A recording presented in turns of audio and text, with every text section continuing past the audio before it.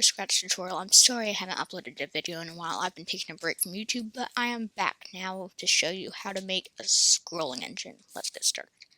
Go ahead and delete the kitty cat, unfortunately, and then go ahead and make a new sprite, and then in the costume editor, place down some text, and then just write like hello or something. I don't know. Then make it big, or whatever size you want. And then modify it, and then create some text like hello, this is Scratch, but you want to make sure if it goes off the screen to shrink it down so it does not. Like, subscribe,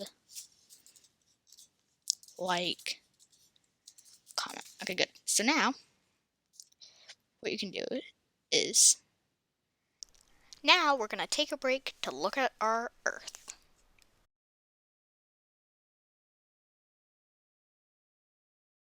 Anyway, back to the tutorial. When you position this to 0, it should perfectly go like that.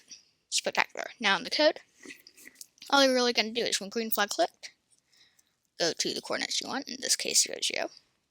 And something you didn't know about this, whenever you scroll, Scratch actually takes that as you moving.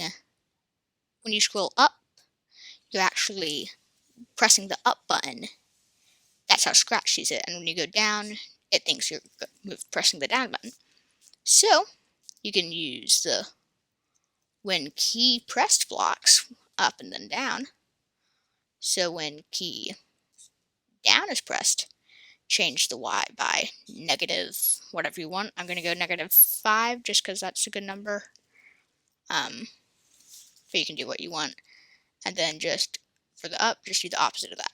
So boom, that is all you need for this.